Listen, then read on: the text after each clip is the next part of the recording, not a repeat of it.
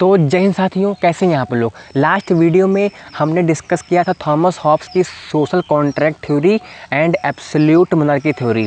तो आज हम डिस्कस करने वाले हैं जॉन लॉक के बारे में, है ना। जॉन लॉक का देखो दो थ्योरी है, एक सोशल कॉन्ट्रैक्ट थ्योरी और एक है लिबरल डेमोक्रेसी। तो एग्ज़ाम में दोनों आता है, मैं दोनों पढ़ाऊँगा, ठीक है, उसकी कोई चिंता नहीं। वीडियो लंबी होगी, आपको बस देखना है। तो वीडियो स्टार्ट करने से पहले आपसे रिक्वेस्ट है कि डिस्क्रिप्शन में दो लिंक लगा हुआ है, टेलीग्राम का या व्हाट्सएप ग्रुप का। देखो व्हाट्सएप ग्रुप तो आपको ज्वाइन करना ही करना है, वही मेरा नंबर मिलेगा, सिंपल चीज़। तो हम स्टार्ट करते हैं with introduction. John Locke was English philosopher and politician. He was born in Somerset in United Kingdom 1632। The social contract theory of Locke contend in the book two treatise on civil government. Locke अंग्रेजी दार्शनिक थे जिनका जन्म United kingdom के Somerset में हुआ था इन 1632, और इन्होंने अपनी सोशल कॉन्ट्रैक्ट थ्योरी को अपनी book two treatises on civil government में बताया था। इसके अलावा इनके बहुत वर्क हैं जो बहुत फेमस हैं, वो हैं later on toleration and essay concerning human understanding. तो ये बुक का नेम आप लिख सकते हो इंट्रोडक्शन में, चाहे सोशल कॉन्ट्रैक्ट आए और चाहे लिबरल डेमोक्रेसी आए, ठीक है। ही अपोज्ड, जो हॉब्स ने एब्सोल्यूट मोनार्की थ्योरी दी थी तो इन्होंने इसका विरोध किया और उसके बदले कॉन्स्टिट्यूशनल मोनार्की यानी लिबरल डेमोक्रेसी का कंसेप्ट दिया था, या लिमिटेड गवर्नमेंट का concept. Okay, he was the key thinker of the development of liberalism. He emphasises on the natural rights. तो उन्होंने उदारवादी पर जोर दिया था क्योंकि उन्होंने प्राकृतिक अधिकारों के सिद्धांत को लेकर आए।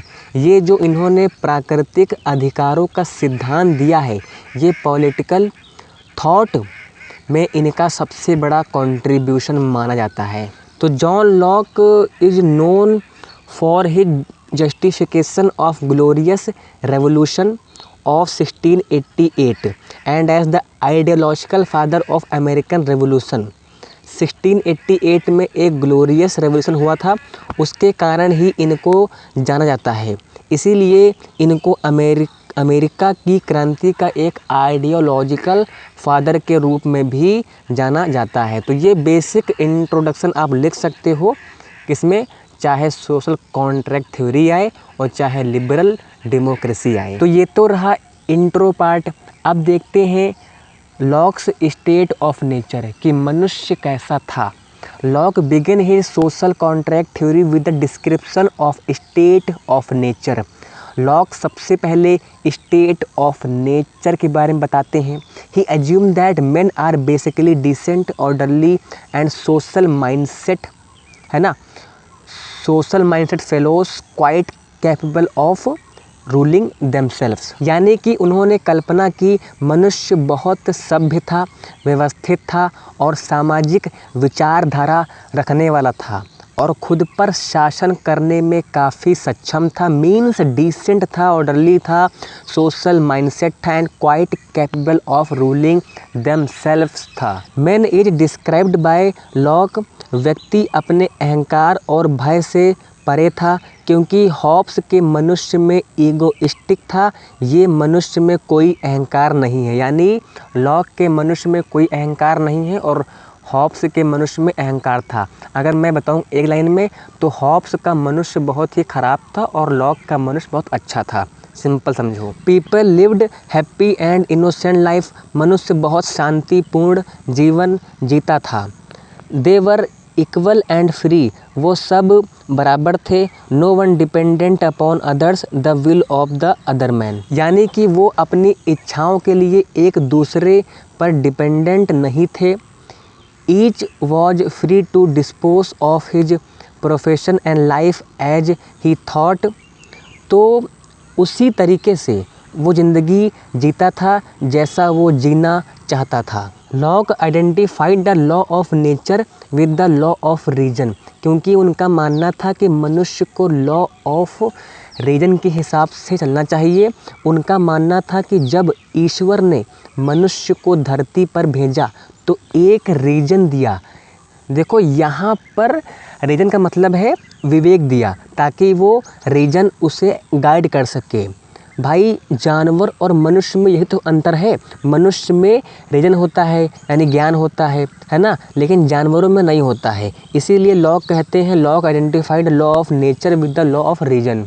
Okay, the state of nature according to Locke is a state in which men are equal and free to act as they think with the bound of the law of nature. State of nature कैसी थी? जहाँ सभी मनुष्य बराबर थे, सभी मनुष्य वही करते थे जो वो सही समझते थे, है ना, और सारे लोग प्राकृतिक नियमों के अधीन रहकर कार्य करते थे। So in the state of nature, men were free, independent and equal. They enjoy the inalienable natural rights. उनके पास 3 प्राकृतिक अधिकार थे। कौन से थे? Right to life, liberty and property, है ना, and these rights were equal enjoyed by everyone. The guiding principle was do unto others as you want others to do unto you. यानी कि तुम दूसरों के प्रति वैसा ही व्यवहार करो जैसा कि तुम लोगों से चाहते हो। तो इस तरीके की स्टेट ऑफ नेचर थी। अब आता है reason for the formation of political society.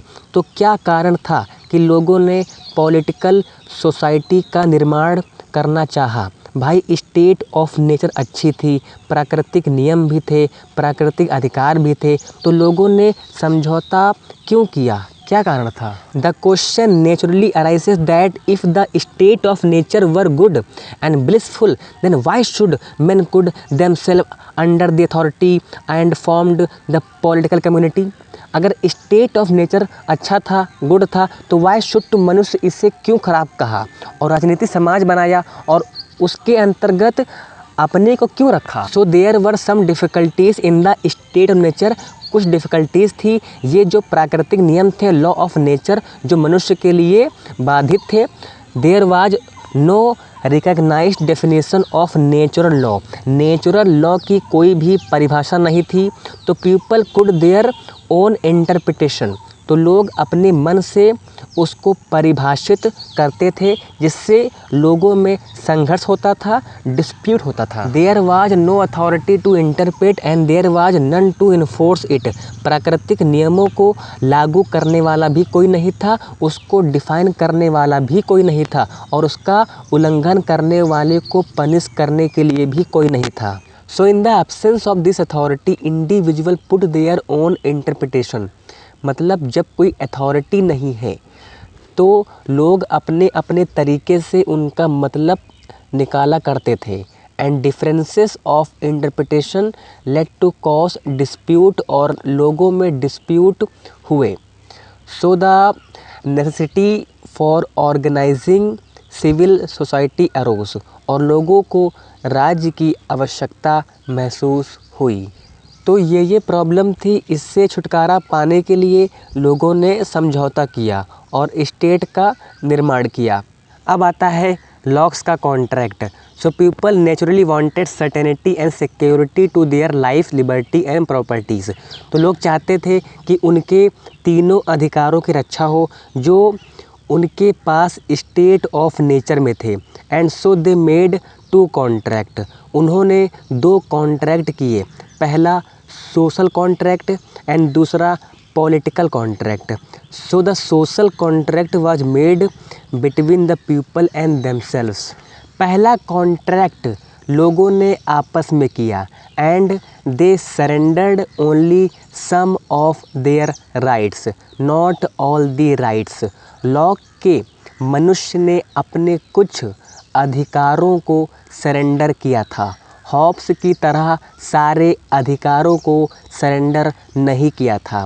Right to life, right to liberty, right to property को अपने पास ही रखा था, है ना।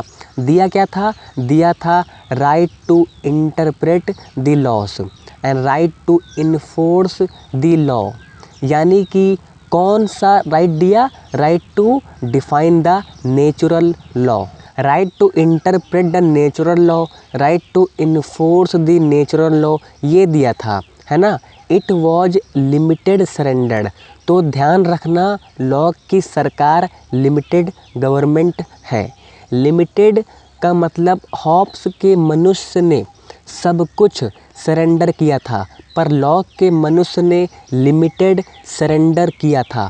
और एक बात जान लो, उन्होंने जो अधिकार दिए थे वो कम्युनिटी को दिए थे, यानी कि इन्होंने पहला समझौता किया और एक कम्युनिटी बनाई और अधिकार उसको दिए। So they established the civil society and the second contract was called the political contract और you can say government contract। दूसरे समझौते को इन्होंने गवर्नमेंट कॉन्ट्रैक्ट बोला। It was made between the people and the ruler, वो ruler और people के बीच में हुआ। ये जो दूसरा कॉन्ट्रैक्ट, ये पहले कॉन्ट्रैक्ट को एग्जीक्यूट करने के लिए किया गया था, यानी कि it was made to enforce the first contract. By this contract the government came into existence. और इन दो कॉन्ट्रैक्ट के बाद प्राकृतिक अवस्था ख़त्म हुई, तो यहाँ पे स्टेट आ गया। In Locke's theory the state is limited not absolute, राज्य लिमिटेड है, एब्सोल्यूट नहीं है। The function of the state is limited to stated to the purpose, यानी कि जिस पर्पस के लिए उन्होंने राज्य का निर्माण किया है तो सिर्फ उतने ही कार्य करने हैं। Power comes from the people and the government is based on the consent of the people not command of the sovereign, यानी कि जो लॉ का राज्य है वो लोगों की सहमति पर आधारित है, लोगों ने अपनी सहमति से बनाया है, not the command of the sovereign. Locke distinguish between legislature, executive and federative functions of the government. Hobbes के अनुसार क्या था? लेजिस्लेटिव पावर अलग होती है, एग्जीक्यूटिव पावर अलग होती है, जुडिशरी पावर अलग होती है, और तीसरी पावर इन्होंने बोली है फेडरेटिव, मतलब रिगार्डिंग द एक्सटर्नल अफेयर। तो लेजिस्लेटिव, एग्जीक्यूटिव एंड फेडरेटिव। तो लॉक्स सेपरेशन ऑफ पावर पर जोर देते हैं। लॉक कहते हैं तीनों पावर अलग होने के बाद भी लेजिस्लेटिव पावर जो है वो सबसे स्ट्रॉन्ग है। According to Locke the legislature is supreme but not sovereign, supreme है पर सॉवरेन नहीं है, क्योंकि the legislature has to make law according to the law of nature. If the law made by the legislature is contrary to the law of nature, the people are not bound to follow that law. Lock ने ये limitation लगाया है कि legislature कोई भी कानून बनाएगी according to the natural law, प्राकृतिक कानूनों के अनुसार होना चाहिए। अगर प्राकृतिक कानूनों के अनुसार नहीं है तो प्रजा उसको मानने के लिए बाध्य नहीं है ना। हॉब्स में क्या था? मानना ही मानना है। Okay, so if the government fails to carry out the function, people are justified in overthrowing it and setting up a new government. तो उनका मानना है कि जिस कार्य के लिए सरकार आई है और अगर सरकार अपने काम को नहीं करती है तो पीपल ओवरथ्रो कर सकते हैं, यानी सरकार को आप हटा सकते हो और नई सरकार ला सकते हो। तो इतना सफिशिएंट है ना। अब आता है फीचर्स ऑफ द स्टेट। ये फीचर्स चाहे सोशल कॉन्ट्रैक्ट थ्योरी आए चाहे लिबरल डेमोक्रेसी वाला क्वेश्चन आए, दोनों में आप ये फीचर्स लिख सकते हो, कोई दिक्कत नहीं है। पहला फीचर है the state is based on the consent of the people. Law का राज जो है वो सहमति पर आधारित है। लॉ का कहना है कि किसी भी व्यक्ति को उसकी सहमति के बिना राज्य में प्रदेशित नहीं किया जा सकता। लॉक ने दो तरीके की कंसेंट को माना है, एक्सप्रेस कंसेंट और दूसरा है इम्प्लाइड कंसेंट, है ना, यानी कि मौन स्वीकृति। तो उनके अनुसार अगर मौन स्वीकृति है तब तो इंडिविजुअल कॉन्ट्रैक्ट से बच सकता है और कहीं भी ऐसी जगह रह सकता है जहां कोई अथॉरिटी ना हो, क्योंकि उसने कॉन्ट्रैक्ट तो किया नहीं, तो वो राज्य का मेंबर ही नहीं है, तो वो कहीं भी रह सकता है। और वो कहाँ रहेगा? जहाँ अथॉरिटी ना हो। If the consent is express और फॉर्मल, अगर उनकी स्वीकृति फॉर्मल है यानी एक्सप्रेस है तो उनके लिए अनिवार्य है कि वो राज्य में ही रहें। तो जो फीचर अप्लाई होंगे सब्जेक्ट पर वो उन्हीं पर अप्लाई होंगे जिन्होंने फॉर्मल कंसेंट दी है। हॉब्स के अनुसार क्या था? अगर आप भीड़ में शामिल हो, आपकी मौन स्वीकृति भी है तो भी आपका स्वीकृति मानी जाएगी। नेक्स्ट है sovereign is limited with its authority not absolute. तो उनका जो सॉवरेन है वो लिमिटेड है, उसके पास एब्सोल्यूट पावर नहीं है हॉब्स की तरह, क्योंकि मनुष्य उन अधिकारों का समर्थन नहीं करता है जो उसके पास स्टेट ऑफ नेचर में थे। He surrendered only some of their rights. मैंने पीछे बताया भी था, पीपल के पास जो अधिकार हैं उनकी सुरक्षा के लिए ही तो राज्य का निर्माण हुआ है। तो अधिकार तुम्हारे पास, सुरक्षा का काम मेरे पास। मेरा यानी सॉवरेन का काम क्या? कानून बनाने का है, इन्फोर्स यानी लागू करने का, और इंटरप्रेट करने का भी। तो legislature power is not absolute.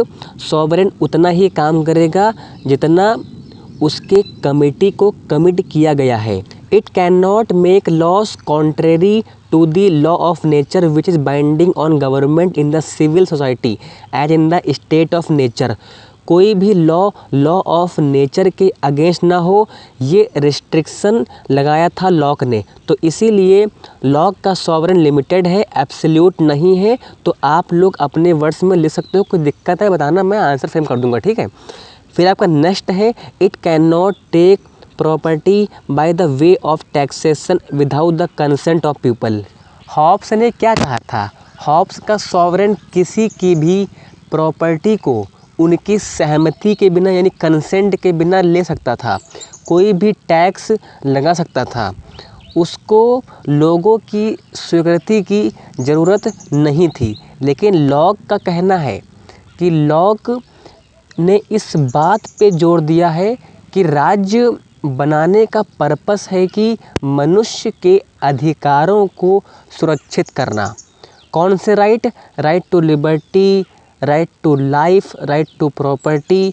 राज्य का काम ही है कि इन राइट्स की प्रोटेक्शन करना, और सरकार यानी सॉवरेन बिना किसी के सहमति के बिना किसी की प्रॉपर्टी नहीं ले सकता है। अकॉर्डिंग टू लॉक कोई भी उस प्रॉपर्टी को नहीं ले सकता है without the consent of the people. तो ज़्यादा नहीं लिखना है, 2-3 लाइन लिखो, इतना इनफ है ना। अपने वर्ड्स में आप लिख सकते हो, मैं आपको एकदम आसान भाषा में समझा रहा हूँ। नेक्स्ट है the contract is also irrevocable. Hobbes का जो कॉन्ट्रैक्ट था वो भी इर्रिवोकेबल था, यानी कि एक बार कॉन्ट्रैक्ट कर लिया तो आप स्टेट ऑफ नेचर में नहीं जा सकते हो। तो इसी तरह लॉक का भी कॉन्ट्रैक्ट है कि अगर एक बार समझौता कर लिया तो बाद में आप उस कॉन्ट्रैक्ट से बच नहीं सकते हो, यानी कॉन्ट्रैक्ट इज इर्रिवोकेबल। क्योंकि यहाँ पे जो कॉन्ट्रैक्ट होता है वो फॉर्मल होता है यानी एक्सप्रेस होता है। जब तक गवर्नमेंट ख़त्म ना हो जाए तब तक आप पीछे नहीं हट सकते हो कॉन्ट्रैक्ट से। तो आप मेन हेडिंग याद कर लो, बाकी अंदर का कंटेंट अपने आप बन जाएगा अगर आप समझे होंगे तो। Next point, the government is an agent of society. तो लॉक के अकॉर्डिंग ये उत्तरदायित्वपूर्ण सरकार है। इसका निर्माण एक ट्रस्टी के द्वारा होता है। मीन्स लॉक के अकॉर्डिंग सरकार एक ट्रस्ट के रूप में काम करती है। ये पॉइंट मेंशन करना इम्पॉर्टेंट है, की पॉइंट है। Community is the trustee and government is the trust. चाहे लिख लो ये लाइन अपनी कॉपी में। Locke avoided the use of term contract and use the term trust to describe the relationship between community and government. उन्होंने community और government के relation को डिस्क्राइब किया है, तो उन्होंने कॉन्ट्रैक्ट वर्ड का न यूज़ करके ट्रस्ट वर्ड का यूज़ किया है, और इन्होंने गवर्नमेंट को सबऑर्डिनेट माना है कम्युनिटी में। Government is subordinate to the community, okay.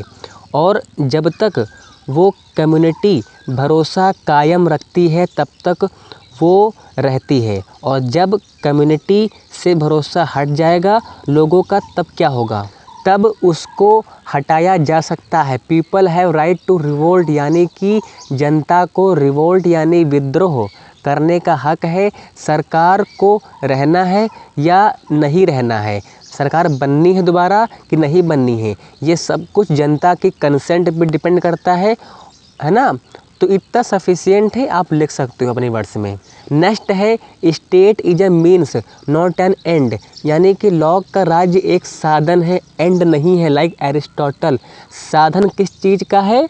For the welfare of the people. Next है the community retains right to revolt the trust. ये वही पॉइंट जो मैंने बताया था कि अगर सरकार अपने कार्य सही से नहीं करेगी, जिस पर्पस से उसको बनाया गया है, अगर वो कार्य नहीं करती है तो जनता को उसका विरोध करने का अधिकार है।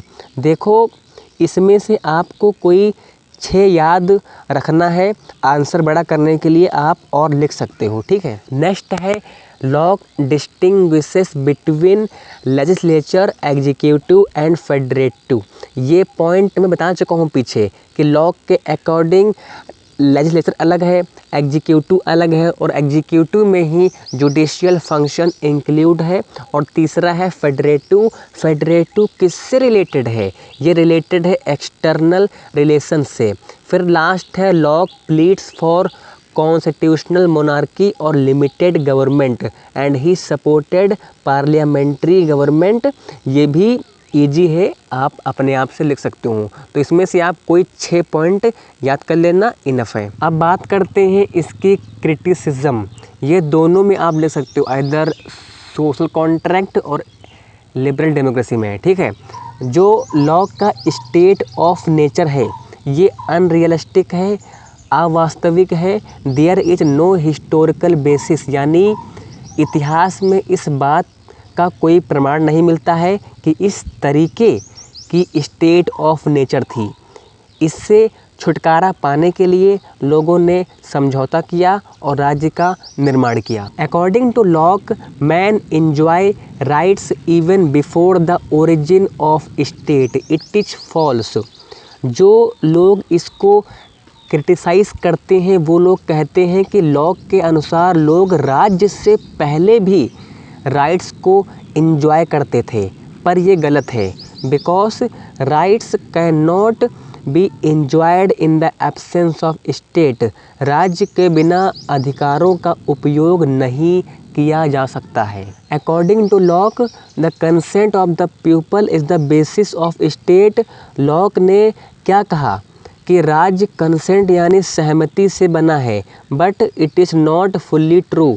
बट ये पूरी तरह से सही नहीं है। Because force also has its role in the origin of state. कहते हैं शक्ति का भी योगदान है, केवल कंसेंट से नहीं राज्य की उत्पत्ति हुई है ना।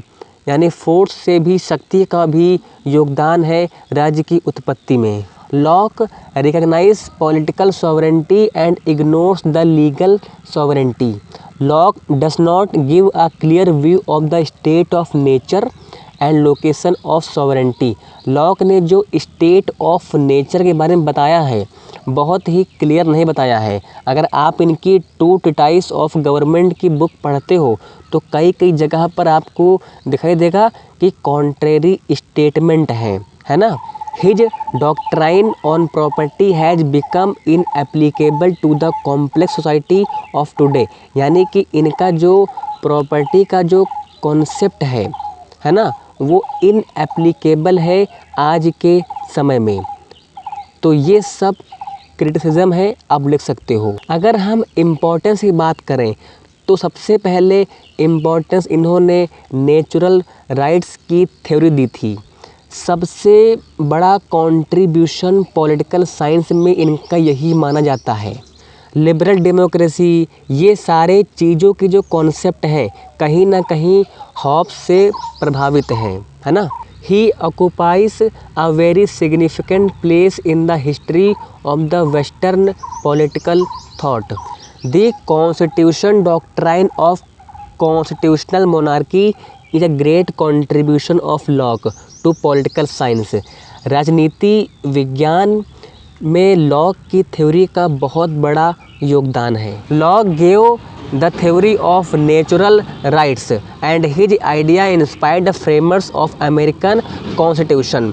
कहा जाता है लॉक के विचारों ने अमेरिका के संविधान को बहुत प्रभावित किया था, अमेरिकन रेवोल्यूशन को भी बहुत प्रभावित किया था। His views created political awakening in Europe and it resulted in the development of democracy.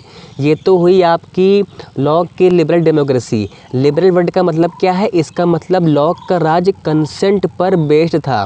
Lock का राज्य का पर्पस वेलफेयर था। लॉक ने एब्सोल्यूट मोनार्की नहीं मानी थी। इस तरह से लॉक का राज that is limited, that is liberal, that is constitutional. तो इस तरह से हम कह सकते हैं लॉक लिबरल डेमोक्रेसी को सपोर्ट करते हैं, है ना। तो अगर आपको इन सारे टॉपिक के नोट्स चाहिए तो डिस्क्रिप्शन में व्हाट्सएप ग्रुप का लिंक लगा हुआ है, वहाँ पे आप लोग ऐड हो सकते हैं और मुझसे नोट्स मांग सकते हैं, ठीक है। तो मिलते हैं नेक्स्ट वीडियो में, तब तक के लिए जय हिंद, जय भारत।